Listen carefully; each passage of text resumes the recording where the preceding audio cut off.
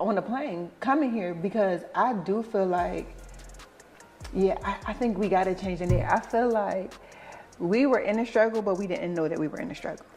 I feel like when you in it, sometimes you don't understand until you get out of it. It was just what we knew. Yeah, I think it's time to flip the script. For years, Milan Harris kept her lips sealed.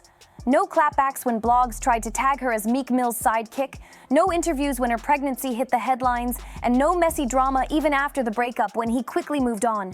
She stayed polished, focused on her fashion empire, and made it clear she wasn't chasing clout. But behind closed doors, insiders claim Milan was carrying a weight way bigger than heartbreak. While standing by Meek in public, she was allegedly piecing together disturbing truths in private, truths that made her question the very machine pushing him to the top, and the whispers she kept hearing all circled back to one phrase: training sessions. On the surface, it sounded harmless, like artist development or media coaching. But insiders close to Milan insist this wasn't about building careers at all. Training was code for something darker, an alleged initiation process designed not to shape artists, but to break them, to test loyalty, blur the lines, and lock people into cycles of control. And here's the chilling part. Milan never accused Meek of directly participating. But insiders say she couldn't ignore one undeniable fact. That he knew. And he had allegedly been close enough to those Milan's rooms, those conversations, those power players, to understand exactly what was happening.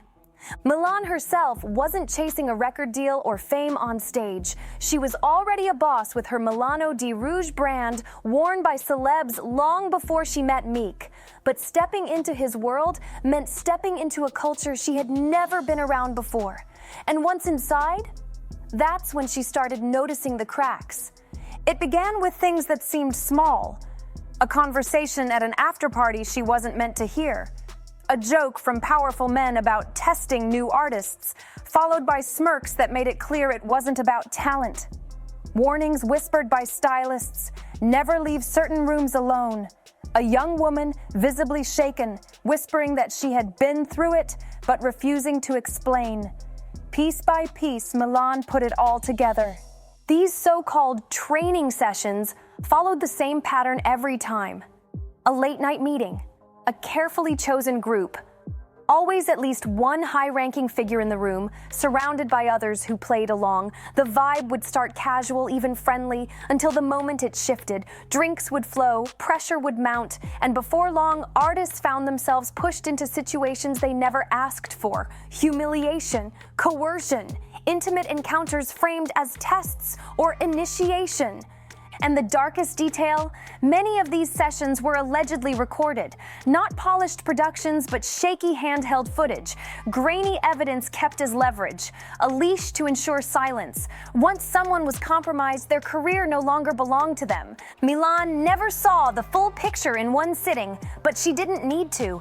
The patterns spoke for themselves. She watched women enter events full of energy and reappear days later completely drained.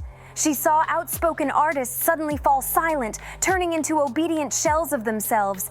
It wasn't coincidence, it was strategy. And it wasn't just faceless execs. Whispers tied some of the biggest names in music: platinum producers, Billboard regulars, even beloved mentors. People who, in public, were praised as role models, but behind closed doors, allegedly became gatekeepers in the most twisted way. For years, Milan stayed silent. She buried herself in her work, focused on her pregnancy, and kept up the role of the supportive girlfriend. Friends say she convinced herself that silence meant survival. For her, her unborn child, and even for Meek, whose ties to powerful players meant speaking out could have blown everything up. But silence didn't erase the weight of what she knew. Now, the tide is shifting. More and more women are breaking their silence. Lawsuits are surfacing, and the Diddy scandal cracked open what used to be brushed off as rumor. For Milan, these new revelations hit too close to home. She recognized the coded phrases, the sudden disappearances, the overnight changes in artists. Different faces, same blueprint. And listen carefully. Milan isn't shouting names, but she isn't biting her tongue anymore either. Her tone today is cautious, deliberate, but firm. She's not chasing headlines, she's warning. Because to her, those training sessions weren't mentorship, they were destruction. They weren't about building stars, they were about breaking obedience. Think about it. How many times have we seen rising artists explode onto the scene only to collapse under mysterious breakdowns, vanish from the spotlight, or reappear as robotic shadows of their former selves? Britney Spears, Justin Bieber, Ariana Grande, Kanye West. Are we really supposed to believe it's just fame every single time? Or is there a darker machine grinding behind the scenes? For years, insiders have whispered about shadow networks, executives, producers, and gatekeepers who control access to opportunities, record deals, sponsorships, movie roles, and the alleged price of entry? Submission, a humiliating initiation dressed up as opportunity. And history backs this up. In the last decade alone, multiple lawsuits have surfaced accusing industry giants of coercion.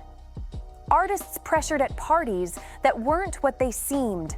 Time and again, the stories disappear under NDAS or fat settlements. But the pattern never changes. Milan, because of her independence, had more freedom than most. She wasn't dependent on a label deal, which meant she could walk away from situations others couldn't. But she also saw how quickly the system trapped those without that freedom, singers desperate for a break, dancers trying to stay on tour, young producers praying for one placement. And by standing next to Meek, Milan got a rare view of both sides, the glamorous front and the ugly machinery beneath it. And motherhood changed everything. For years, she told herself it wasn't her fight. But after having her son, she couldn't shake the thought, what if one day it's my child or someone else's daughter walking blindly into those same rooms? That's when silence stopped being an option.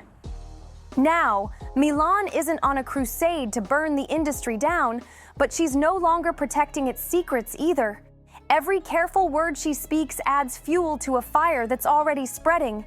A fire exposing the reality of an industry that thrives in shadows, rewards silence, and destroys those who resist. Because if you zoom out, Milan's story doesn't sound isolated at all. It sounds like part of a much bigger pattern. Fresh talent arrives full of dreams, and almost overnight they're changed. Some disappear, some break down, others stay, but their spark is gone, replaced by guarded compliance. Why? Because once you're compromised, you're controlled.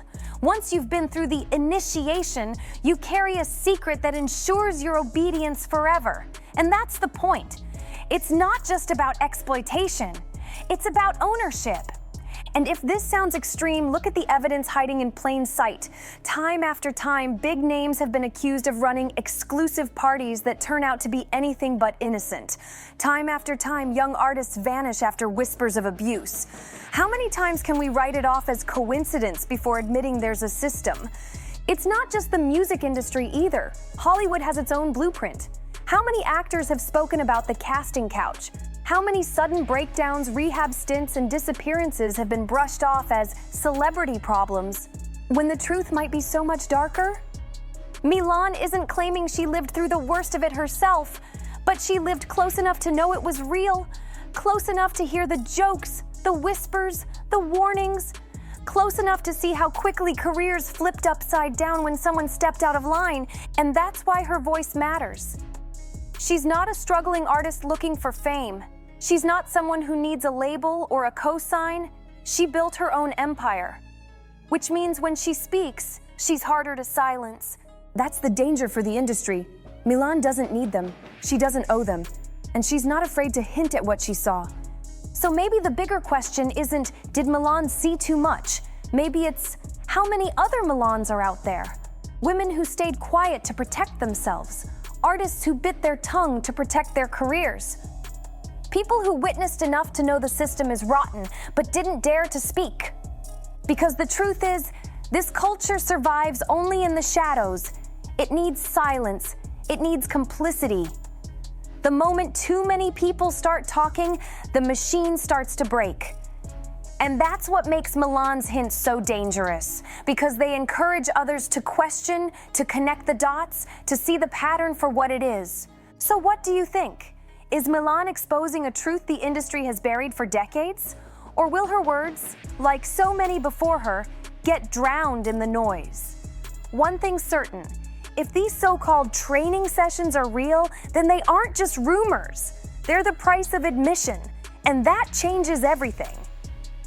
Drop your thoughts in the comments. Don't forget to like, subscribe, and share, and I'll catch you in the next one.